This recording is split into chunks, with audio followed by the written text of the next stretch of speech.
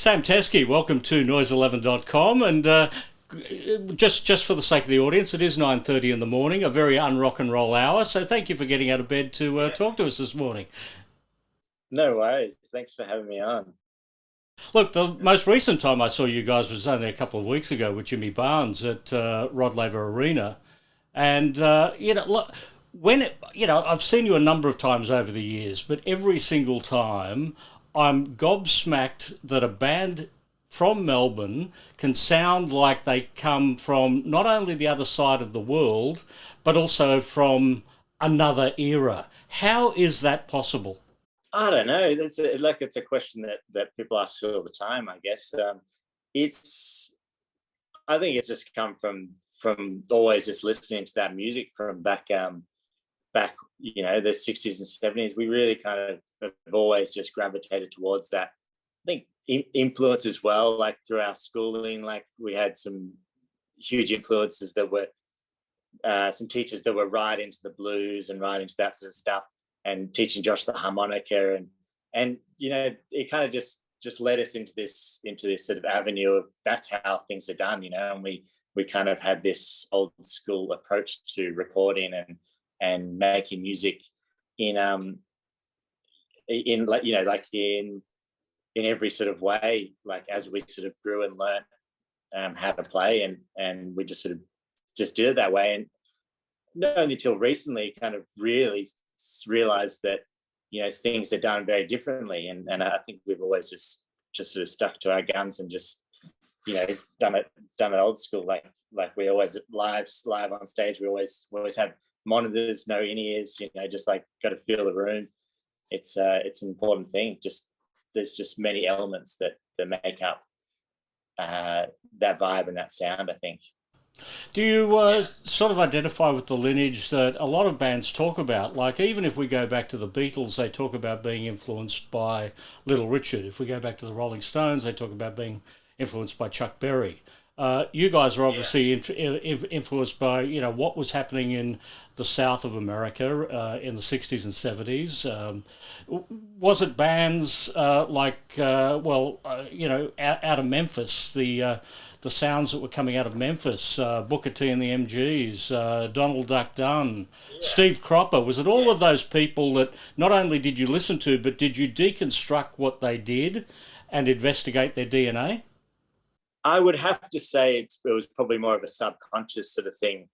We sort of subconsciously sort of picked up what all those guys were doing, and just started kind of, well, Josh definitely sung in that way. I think Otis Redding's obviously a huge influence of his, and he's just naturally sort of sung in that way. And I think on that, like, it sort of, on what you're saying, is like it almost feels like we were influenced by the people that were influenced by those people. Like it's kind of like once removed. So yeah, Rolling Stones, the Beatles, like that era, the later the 60s and 70s sort of era is sort of is what we kind of grew up listening to, and that was a sort of a collection of stuff that they were dragging from back in the 50s, and now we're dragging the stuff from the 60s and 70s to now, I guess. It's kind of feels very natural in a way to kind of just be influenced by everything that's sort of around from the past 50 years to now, I guess. Well, what I also love too is that we have the two Teskey Brothers studio albums. You've both got your solo records, but there's also the two live albums. And the live album used to be an art form unto itself, and it sort of went the way once the DVDs and streaming and TV came along.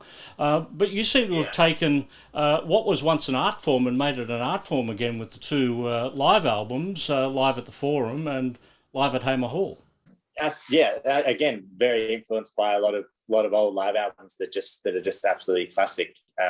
And I think given that it just made us want to do things in a way. And I think our live set has always been a very important thing. Like we've always played in a certain way live, and we've only really recently started to learn that as well, about like in the studio and playing live and trying to really bring everything in that vein. Like I'm just really understanding how much me and Josh need to play together live, or else it doesn't really work. It does work. Obviously, it has worked beautifully. Like but it's just it's just a different thing. And so when we make a live album, it really kind of depicts what we do, I guess, and it gives us everything. Whereas when we're doing a studio album, we have to kind of build it up in different ways, or it has to be sort of it's just a very different process. So I think putting out some live albums just gives a different picture of what we are and what we do. When we look at the two live albums, live at the Forum, live at Hamer Hall, not a lot of difference in the set list, but a huge difference in the sound because of Orchestra of Victoria on the second.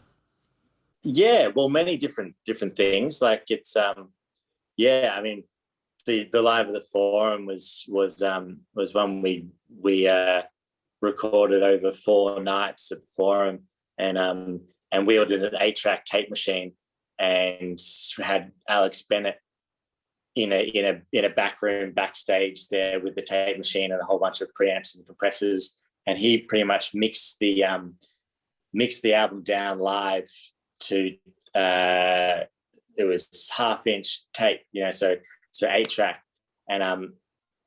and so no, sorry, it was 1-inch tape, 8-track, so it was pretty hefty sound going through that thing, and he was sort of had to mix it and cue it live as we went.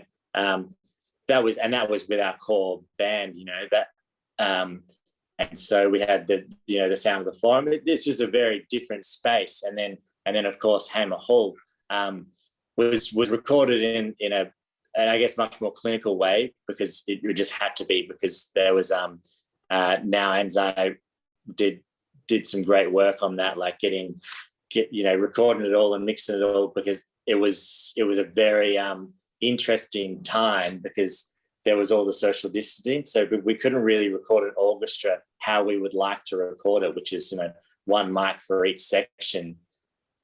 That's the old school, the great classic way of recording an orchestra is making sure you don't have too many mics up there, but and you got the space and the distance. But because it was all the sections had to be spaced out 1.5 meters apart, we had to sort of put a lot more mics up in the space. So it was a very live sound that we got out of that out of the Hamer Hall recording. It was you can hear it. It's big. It's massive. We've got a 30-piece orchestra behind us, so it's like it's just a completely different ball game in trying to mix it and trying to make it sound a certain way, and naturally completely different space, completely different group of musicians like out there as well. So it's really there's a lot to it that makes them vastly different, and then of course vastly different from studio stuff as well. So yeah. So we have 2 Teskey Brothers studio albums, 2 Teskey Brothers live albums. Josh has made the album with Ash Grunwald. You've found time to make your own solo album as well in cycles. There's no shortage of creativity, is there? Oh no, not at all. No, we it's kind of just it's for us. It's I think we're just constantly writing, constantly sort of making music. I personally feel inundated with songs and wanting to try and get as many out as I could, because what I figure with the creative process, the more you can get out, the more you can write. It's a process of letting go. As soon as you let go of a song and put it on an album, then you forget about it and you can move on to another one. But until that song's released, you're sort of stuck. You're stuck with that for a while, and it really stifles the fresh creativity. So yeah, we've kind of just over the last few years just been banking up heaps of music. Working on a lot of music now, which we're super excited about. And it's just yeah, it's really exciting. So when you write a song, then how do you filter that through? So you decide, oh, I think this will be a good Teskey Brothers song, or this one will be a good collaboration, or Yeah. I'll save this one for a solo album. Do you save the best for yourself and give the band the rest, or do you do it the other way round? How does that work? No, I think usually, like, as you know, Teskey Brothers being our main thing, we usually put the cream of the crop there, and then it's usually the ones that don't make it on the Teskey Brothers album that filter off to our side projects, which is good. And there are tracks that are clearly defined where you're like, that's definitely a like a solo project song, that I don't know what that song is. And then there's one that's like, oh, this is a song that Josh has to sing on. So it's you just like, there's no other way around it. It's like Josh has to sing it. And then there's ones that Josh is like, oh, it just doesn't really work for Josh's voice as much, and it's a different feel. So then it might be a fine song, but we just put it aside for another project. And that's kind of what we're doing now, kind of figuring out what songs are the work together and which ones don't. What about when you choose to do a cover in concert, like "Jealous Guy," for instance, a John Lennon song? Both you and John Lennon were probably influenced by the same people, funnily enough. Yeah. But choosing a John Lennon song, that seemed left of centre for me. I think that song "Jealous Guy" we were very influenced by the Donny Hathaway version, his live version that he did of "Jealous Guy," and we done a cover of his cover, really, and it's very, you'll hear it if you hear that song of Donny Hathaway's. It's really interesting how he grabbed those sounds. It's almost like he grabbed those sounds from different songs. Like it's Imagine, it's cross between Imagine, Crippled Inside, and Jealous Guy. Like all those songs melts together, makes that with the kind of honky tonky piano. It's a very special sort of thing. Yeah. So we're kind of for us, it doesn't seem like out of the blue at all, or far fetched. It was sort of like right down our vein of like, that's what we're about. We love that era. We love all that stuff. So yeah. Well, you mentioned baby number 3 is on the way for the Teskey Brothers. You've been in the studio working on the third studio album. How far down the track is that? And is it a boy or a girl? Yeah, well, who knows? We're just we're kind of just getting songs together, putting one foot in front of the other, and who knows what will come of it. And yeah, it's just writing songs at the moment. Yeah. Simon Daly, who was the founder of the Falls Festival, just has done remarkable things in the live music scene in Australia, has a brand new festival that is coming up, Sapphire Coast, on, let me see, the 23rd to the 25th, 2022, the Wanderer Festival, and you are on the bill with a whole lot of others. That must be exciting stuff for you. It's very exciting. Yeah, we saw that lineup, and we really wanted to jump on that when it came up, and it's always a good excuse to get over that side of Australia. So yeah. Well, Sam, good to talk to you, and we look forward to more music from the Teskey Brothers. Cool. I'll speak to you soon.